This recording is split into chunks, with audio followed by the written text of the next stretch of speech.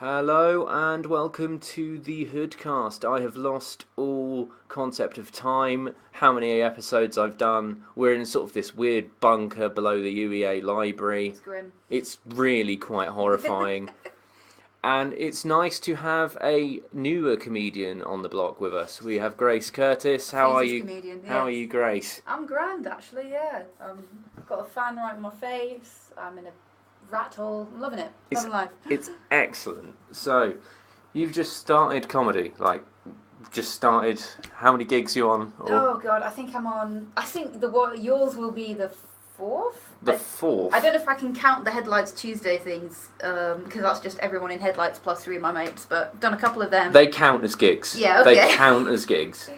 So yeah, I'm coming on to my 4th now.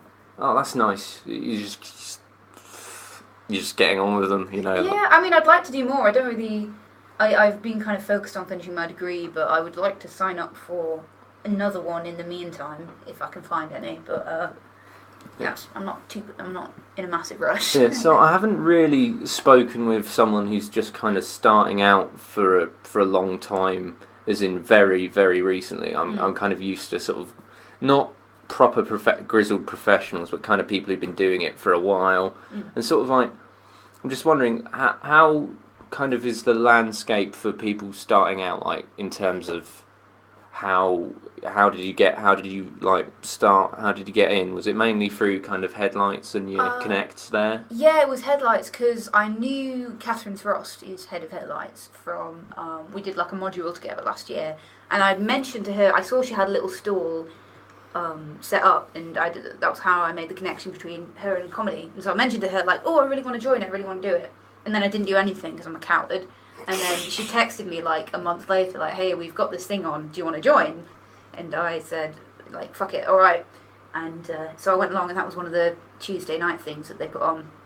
And that was my first go. So I spent like 2 weeks putting together a very, very short routine. And it was lovely. I really loved it. So I kept going. That's nice. It's kind of still a weird one in comedy in terms of not being there with the whole woman thing. The only reason I got into I went to, what was it called? All's Well at the Rumsey Wells. That's been my only like big claim to fame so far. And the only reason I got into it because they couldn't find any other women. They couldn't find any other women. They literally couldn't find one. So yeah. I can't really complain. So if you're struggling for gigs, just become a token, yeah, you know? Exactly. Oh, I've got the whole mentally ill retard thing on lock. Token retard. Yeah. Oh, it's a tough sell. So it's good. Just use it with what you can, because it's just nice to have diversity on bills, in a sense that not having someone there because of a thing, like, but, or some aspect of who they are, but just not hearing about wanking. The same shit over and over. Yeah. I mean, to credit, the male comedians who were there that evening, like, they all did different things. I wouldn't say that they were samey at all, but it's still a different perspective. You'll see a lot of kind of crap comedy. I don't really see a lot of, this kind of basic, like, oh, I hate my wife, I hate my kids, this is about my penis. Yeah. Casual racism. I don't really see that stereotype anymore. Like, that's probably like 4 people. Really? And if they apply for the Hoodananny, I just don't book them. Bless. Yeah, it's really kind of, I just don't see it, but a lot of people, that's kind of the stereotype of just boring, middle-aged white comics. So what do you see too much of? Because obviously you run comedy nights and you do it yourself. What do you see that you're like, oh god, not this again? What the fuck's happening? Well, what I see mostly is just kind of very generic stuff, like people talk about them being in a relationship, dating, some sex stuff, family stuff, and then that's about it.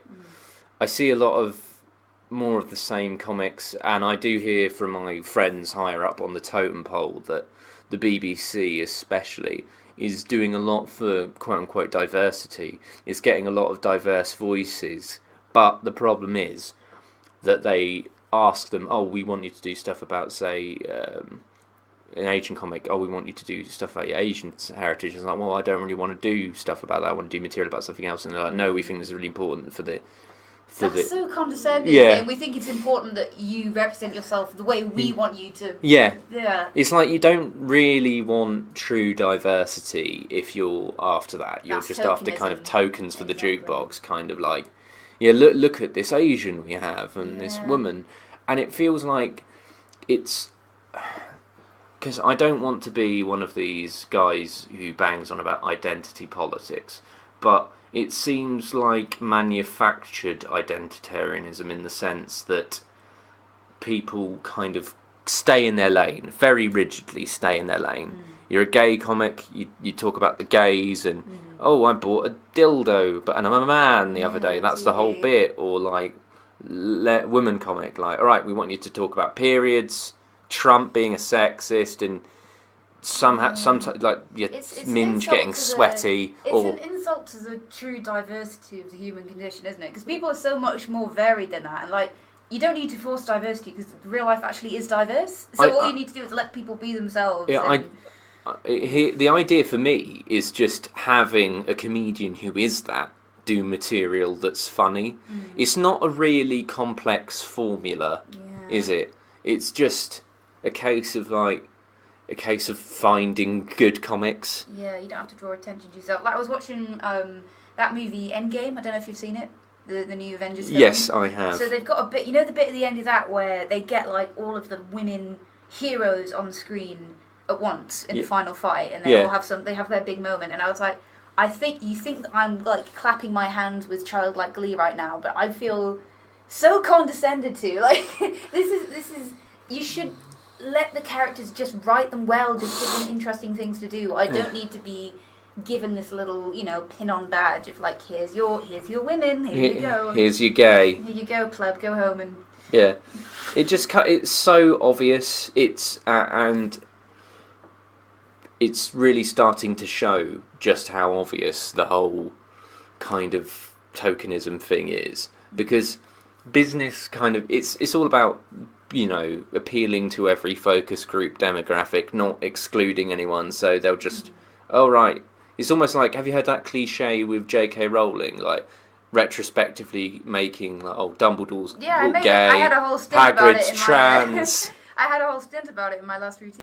So yeah, you were at Zigzags, you were saying before. Yeah, I had a bit about J.K. Rowling and how it's funny because the Harry Potter books are obscenely problematic, and we just have to accept that. So she gives every single minority a rhyming name. Not a rhyme, what's the word? Alliterative name. Yeah. So it's Cho Chang and like Pavati Patil, and she calls the one Irish character Seamus, and she has like metaphors as maybe she's just not a very good writer. She is good, but you can't be 2019 woke in 1998, and you just have to be able to. Like hers, you wrote Tintin. He's like come out and before he died, he came out and said like, I know my early books are really racist and I regret it and I've tried to amend that. But pretending like you were never problem, it's just like it just makes it look worse. It's embarrassing because she goes on a lot about anti-Semitism on Twitter. It's like, do you remember those goblins that you wrote? Yeah, the hook-nosed goblins that control everyone's money. Yeah, they're like evil and plotting and. Yeah. So I don't think that was even deliberate. It was just lazy. It was just laziness, right? Jews. Yeah, again with their Judaism. With their existing. Yes.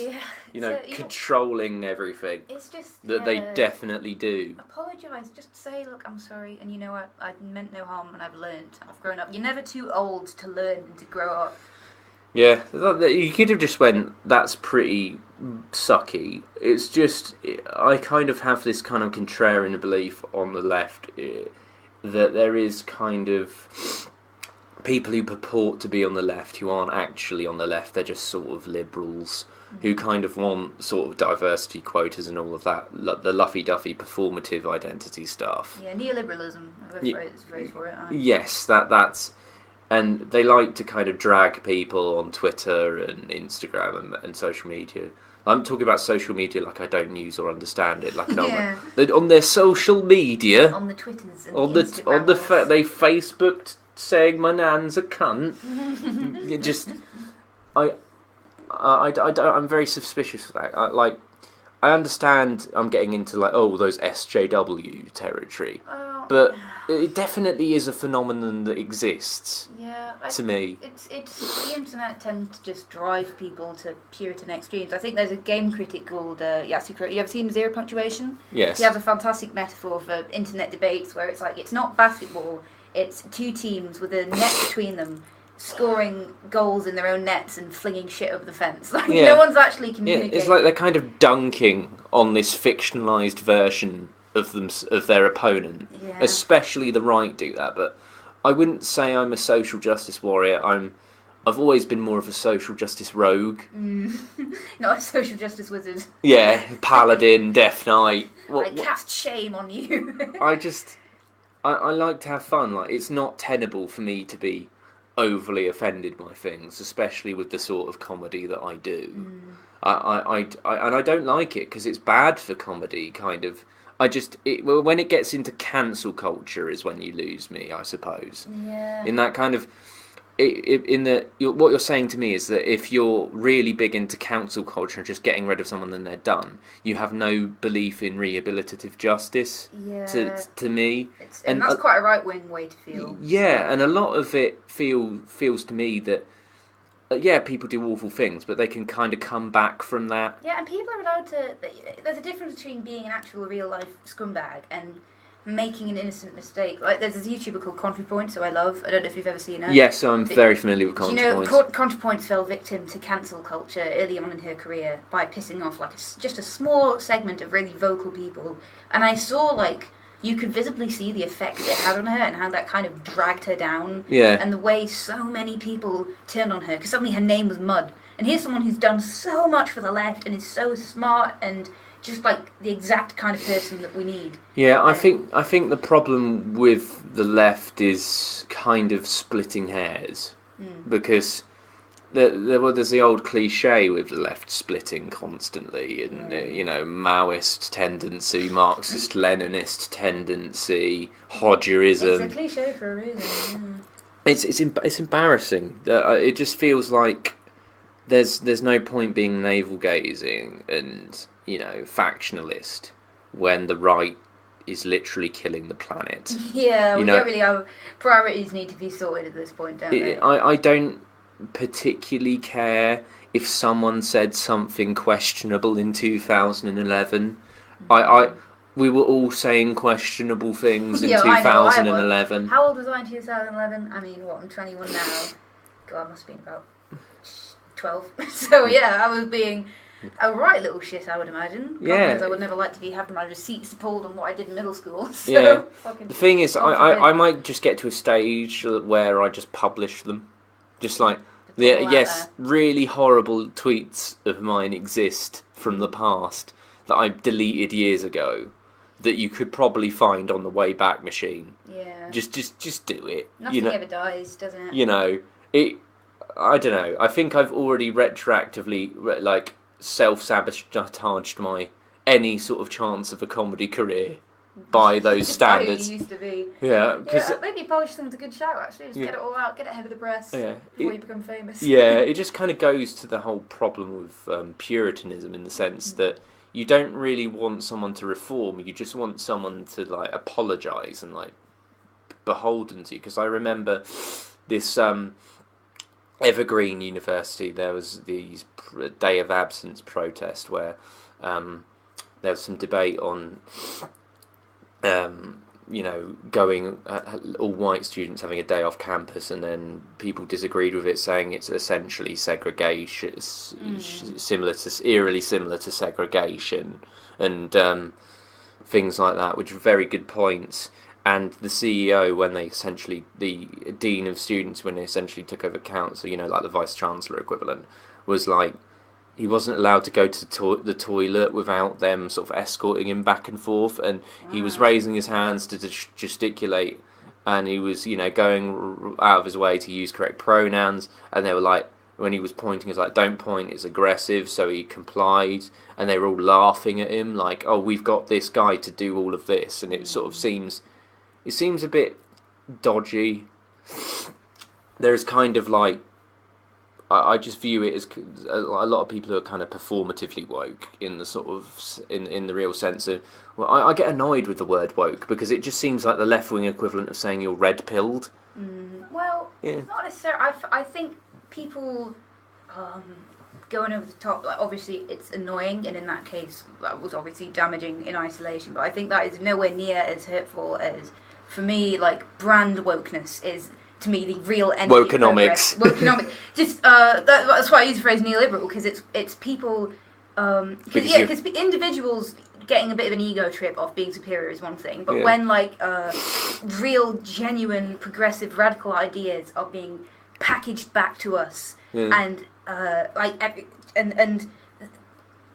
used, it's like we're buying our own culture. It's like we're buying our own identity. When I see gay men on the Barclays ads, I'm not like clapping my hands in joy because I know why they did that. It's fucking. It's so cynical. It's so cynical, right? So even the most awful SJW trash person, I feel, has got miles and miles more sincerity to them than fucking, Pepsi. Yeah. Fucking Skittles with their white packets. It's just, it makes me want to throttle someone. It's awful, and it's a really horrible phenomenon because at least there's more people who are consumers, who are people who buy things, which is what consumer is. You sort of have to consume to live. Yeah. But there's more of those people, and it really triggers the right. So they've made a financial calculation that more people respond to it than people who are arseholes, which is kind of nice in a way, but it's so cynical when you have like a load of actors trying to sell a Tuck Frump shirt or something like that. It's just the cringiest, most insincere. Surely this will stop Donald Trump. Yes. Yeah, it's a surface level. It's an aesthetic correction that does nothing to address the real underlying issue. It's the whole idea that by just changing the way things look, we can just be nice. Change the underlying issues. Whereas it's such more. Curing the problems in our society are going to take a lot of hard work. It's like cutting the grass while the house is on fire. Yeah, exactly. It doesn't make much sense to me to not pursue radical means of not reform, but sort of revolution. At this, we need radicalism. It's the only thing that will work. But businesses are worried about the left, and this very, very openly populist or even fascy. Right. Like, not, like, even if they're not explicitly fascist, like, sort of flirting with it. Yeah, on the fascist spectrum. They're definitely fellow travellers. And it just seems to me that it's such a terrible solution. I like that that it's neoliberalism because... That's just because I watch ContraPoints. Yes. That's where I get most of my... Because I know I have instinctive reactions to things, and I don't understand the political underpinnings of those reactions, and that's why I'm basically not smart enough. Well, if there's anyone to learn from, ContraPoints is alright because she actually knows what she's fucking talking about. Yeah, and not only does she know what she's talking about, she's a realist. She is realistic about how change can be achieved, and she knows it can't be achieved by just scoring points for your own team. She actively tries to engage and empathise. I've seen her debate race realists or people like that, and it's interesting. And she understands the internet, which is nice because I feel like the left didn't fully understand the internet or didn't have its popular internet figures up until... Yeah, we're living in kind of the left tube or the bread tube renaissance is happening now, because it's not just Contra, it's a philosophy tube, Bomber guy, there's all of these... we're finally getting our own left-wing celebrities. It's taken a while. Yeah, well, it needed to, because if you let the right have the discourse on something... the discussion! But if you let right-wing people dominate, like, the internet being the new public square, if you let right-wing ideas dominate that, then you're not.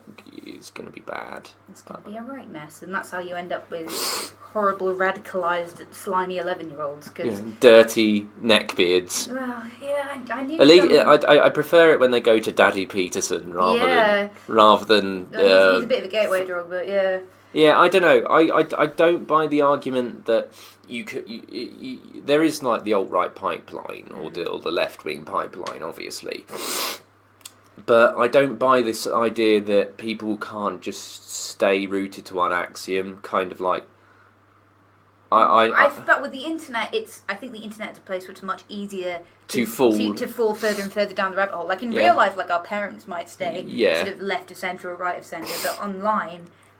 you get introduced to more extreme ideas. Yeah, like just the YouTube algorithm will slowly trip you in. I know a lot of people who started out the mildest of mildest Liberal Democrats who are now like fully fledged communists who want to eat the rich. That's how it happens, yeah. And it's the same when the people start measuring skulls and fear. Before you know it. I knew some lovely enough lads in high school when I was quite young who were slowly transformed into genuinely... I think most of them have reformed now, but... horrible little misogynist creeps just by exposure to nice guy culture, and something as innocent seeming as the friend zone is in fact the sort of the ideas that feed into the idea of there even being a friend zone for guys is essentially that women owe you sex if you're nice to them, but it sounds so harmless, but it's not. And it feeds into a kind of idea. It's a worldview. It's a prescriptive death cult worldview that's damaging to young men. Because I was consuming like culture like that, and like it's really easy to do. Just really not anti-feminist. Because I'm dating a feminist now, but she could tell like as soon as I knew that you knew I was a feminist, and I knew that you were being wary and being careful what you say, and that's I suppose. A lot of people can claim to be feminists, but, when you've been in actual abusive relationships with people who pretend to be feminists, that was probably, I kind of extrapolated and went, like, just because these people say they're this thing, and then finding these extreme examples of, wrecked feminist compilations, like Milo and shit like that. And I was like, see, I told you, they're all lying, they just hate men. Listen to me. It's like the same reason people hate vegans, right? Vegans are a net positive for the planet, but people hate them because they make them feel bad. And then when you see like a vegan getting torn into you, even though in the back of your mind you're like, yeah, but it's not really, doesn't really make that much sense, but you just want to see them get crushed because then you can go and eat your bacon sandwich in peace. Well, because I watch a lot of boxing and combat sports, debate and things like that fill the same sort of psychological purpose in my mind of like some people just like watching car crash footage or politics stuff or wrecked compilation because it's fun to see someone fail. It's like why a lot of reviewers, their negative reviews of like games and music and stuff like that get a lot more clicks than their positive reviews of something. And it's easier to be negative than positive. It's easier to shit on people. Tear something down than explain. It's easier to explain why something doesn't work than explain why it works. Shit on something for no particular reason and get money. That's my advice. Yeah. We'll go through before we end. We kind of trailed off a bit, but I'll go through like a quick fire round, and then we'll probably. I've got like 15 minutes. Oh, so sweet! Don't stress too much. We'll do one quick fire round for the fun of it, and then we'll do Brexit, and then we'll call it a day. No, not Brexit. We'll do the European elections. I'm uninformed, man. I'm really. I need the content. Okay. I'm joking. Ask me about anime. Ask me about something I know about. Okay. All right. Are you going to vote in the European elections? I saw a flyer today that was like European elections on Thursday, and I was like, "Fuck, I need to vote in that." So yes, but I've only just remembered this is something I need to do. That's fair enough. We will leave that for a political episode. Don't worry. In terms of comedy, I've talked more about my pet peeves and stuff. Start from a sort of fresher perspective. What do you like? If you go into like a couple of things you really like about comedy right now, and a couple of trends that have been grinding your gears, as it were. Stuff I like about comedy. See, I don't watch enough comedy. I'm a really bad stand-up comedian that I tend to avoid it. I've only started since I started doing stand-up. I was like, wait, so how do you do this? And so I started like googling YouTube videos. I remember watching like a 10-minute Sarah Millican thing, and she was like, it's like a joke every second, and she was such a genius. And I was trying to furiously take notes. I personally, I like stupid jokes tend to really make me laugh. I'm a big fan of Bo Burnham, as everybody is, and his dumbest stuff I feel will tickle me as much as his incredibly deep, sort of earth-shattering stuff, and the fact that he does them both at the same time. They sort of lend into each other. Juvenile is good, isn't it? Yeah, like being a little bit juvenile and then unexpectedly catching you with the kind of the gut punch. I'll tell you what I don't like in comedy, and this isn't stand-up so much as real-life stuff, but sometimes, and I don't like stuff that's like super edgy. I think there's a difference between being challenging and just being like edgy. So you don't like my comedy, is what you're saying? No, I'm saying your comedy is challenging without being. I saw a performance at the Fringe ages ago where she was just talking about how terrible her life was, and then like pausing for a laugh. It's like, no, you need to. You need to actually have a joke. Yeah, you do need to have a joke. But it's on the opposite spectrum of that. I cannot stand certain things that feel toothless. Yeah. So I've been watching, I have not recently, but I was watching, The Good Place on Netflix, and at the beginning, I liked the show, I liked it in concept. Yeah. But it became more and more apparent to me that this was kind of wealthy LA people patting themselves on the back. Yeah. And there was nothing about it that I felt like I was genuinely. It didn't grip me in any way because they were just there was nothing genuinely painful in what they were talking about, even though there was so much potential for them to explore real pain. You just feel like, oh, this is bougie, congratulatory, middle class nonsense. Yeah, essentially. And middle class people can suffer as well, but I didn't get any of I never got that impression. Yeah, that but I because I'm working class, I've never really took middle class or upper class suffering seriously. It always reminds me of this Frankie Boyle joke, as if Jeremy Kyle was done for upper class people. Like, I wanted to go to Tuscany, you swine. Yeah. Like, I view, not in the sense that you should go on a poverty safari, because shit like Benefit Street is just awful, and Jeremy Kyle are just awful trash. Evil. But it's pretty evil, yeah. But it's a lot easier to be miserable in comfort, and it just feels a lot like self-congratulatory ennui. Like, I'm still a bit.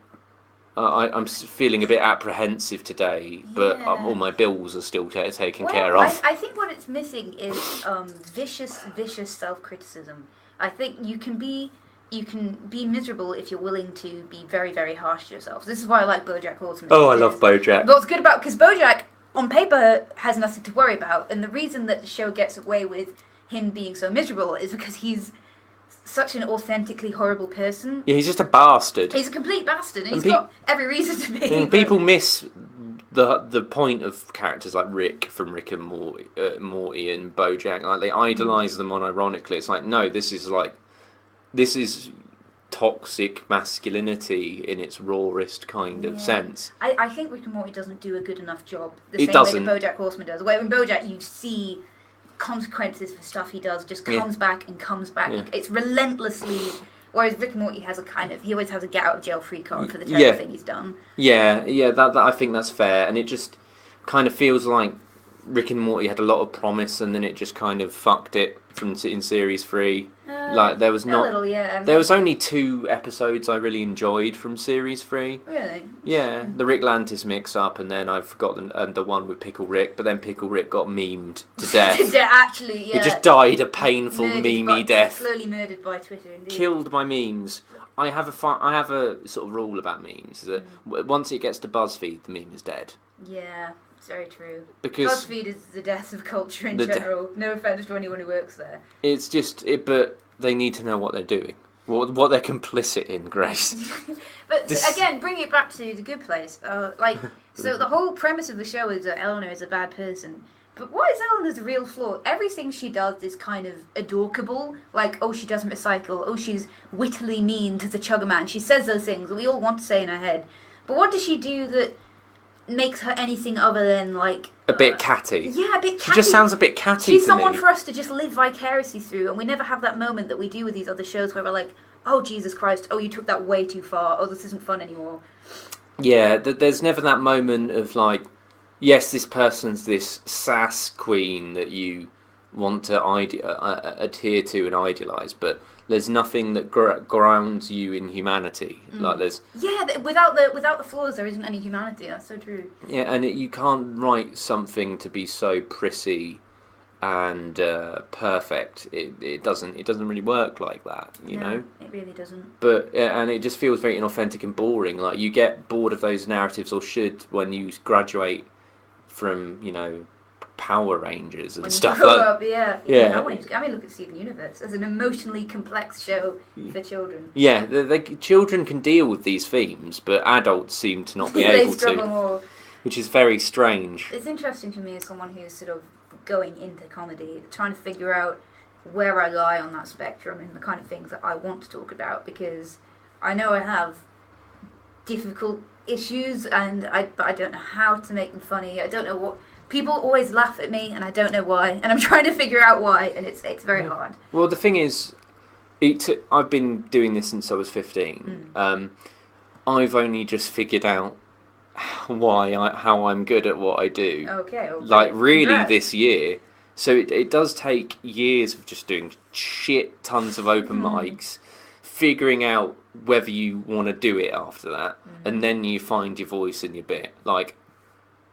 And the fact that you're thinking so deeply about the existential philosophy of comedy is part of the reason I was interested in talking to you, because you're someone who seems to have my care for comedy and a lot of other people's care for comedy as an art form, not just a vehicle to get yourself famous or make money. I mean, that'd be nice. Yeah, money would be fantastic. Don't get me wrong, but bring it here. But I have as much chance of getting on BBC Live at the Apollo as Vince Cable does of being Prime Minister. You never know. We live in a funny time. We're living in the end times, Grace. Yeah, so anything can happen. Is what I'm saying. Believe in yourself. That's fair, man. I just it takes time, and you've got to be kind of committed to it, because there's a lot of fucking chances doing what we do, and a lot of them are very successful. A lot of people I see on the pro bills, and I won't name names or anything on air. Please name names, please. And I'm just thinking, they're not very good. They're getting by entirely on confidence alone. Oh, well. I actually have material, why should I not be confident? I think this is a world where if you can sell your own bullshit, you can go a very long way. And I'm a pretty good bullshit salesman. If learning politics at uni is teaching me anything, it's how to lie to people. Yeah, how to just bluff your way through. I know, no offense, but that's I know quite a lot of white men I have a friend who I love very dearly, but often when debating people just make up a statistic. And he's done this for years, and I recently picked him up. I was like, where did you read that? And he's like, well, nowhere, but it's probably true. It's like, wait, you're full of shit. You're completely full of shit. You always have been. That's brilliant. I don't know. I've always been blatant. I'm gross and I'm full of shit. And for some reason, people tend to take to it. Yeah, well, it's better get it all out in the open first. It's like when someone says you're right, and you go no, and they're like, thank God, me neither. I'm disgusting. I'm horrible. I'm fat and weird, and I smell, and I'm farting a lot today for no reason. That said, my favourite comedian, my actual favourite comedian, at least at the moment, is probably John Mulaney. And there's nothing about John Mulaney that is even remotely edgy. There's nothing. He's like a big teddy bear, he makes me happy because he proves to me that you don't have to plumb your soul in order to be hilarious. You just have to be funny and genuinely funny. But that's in a way that's harder to get to. That sort of intangible, hilarious quality to him is what I aspire to. That's what I'd like to be as a comedian. Yeah, I think the thing is a lot of comedians who I am drawn to, Mulaney being one of them, are people who are just themselves. You can tell when it's an act. It's why you can tell when it's an act. Even in a sense, if it's a character comedian, I can tell now if there's anything of that person in that act. Whereas, a lot of it is just very, very disingenuous. Whether someone's doing a bit on stage or when someone's doing a character, it's just about. Because people understanding more and more through Joe Rogan Experience and whatever, how comedy works, how it works, how the industry secrets. It's same with what happened with WWE. People realise that pro wrestling. But people still love it anyway because it's fun. It's just fun. And as with WWE, the politics behind it adds to the fascination. Yes. I love the politics of wrestling. Even if I will never watch a single match in my life, I simply cannot be asked. But the politics of how wrestling works and who controls who and how things are decided is just endlessly interesting. It's fascinating. I'm a massive fan of wrestling myself, so I kind of just really get way too into a character, and then because creative is so inconsistent, they then ruin that character, and I just won't watch it for a few months in protest. But I always come back. All right, so yeah, we are out of time now. Is there anything? Is there anything that you want to say? Any gigs you're doing? Anything that's coming up? No, if anyone wants to hire me for a gig, please leave a comment and I will do a thing. I'm really funny. I'm just hilarious. Like, you'll fall about laughing. So honestly, that's something to do. Honestly, that pitch isn't far from the truth. Grace, you're one of my favourite comedians coming up, dude, and it's really very slowly. You'll get there, man. Trust me. I wouldn't waste my time on someone I thought was garbage. Oh, bless your heart. But yeah, you can find Grace performing about in Norwich. She will be at the Hoodananny in June. Yep, 28th of June, was it? June 28th. I should be plugging the May one, but if you want to see Grace, then come. June. If you don't want to see Grace, come anyway, because she'll be gone after 10 minutes. I will not. I'll be hanging around with pints laughing too loudly. So come find me at the back. That's fair. But yeah, this has been a Hoodcast of some description. I've just got it. Hoodananny, that's your name. Hoodananny. I've just got that. Sorry. You've only just got Yeah, sorry. That's fantastic. Yeah, we are. The next Hoodananny is May 30th. Autistic Mayhem. All proceeds will be going to the Green Light Trust, who work with people with autism, disability, mental health issues, getting people in domestically abusive relationships into a safe home. They do all sorts. They're fucking brilliant. I've been Aaron Hood. This has been Grace Curtis. Bye. Bye.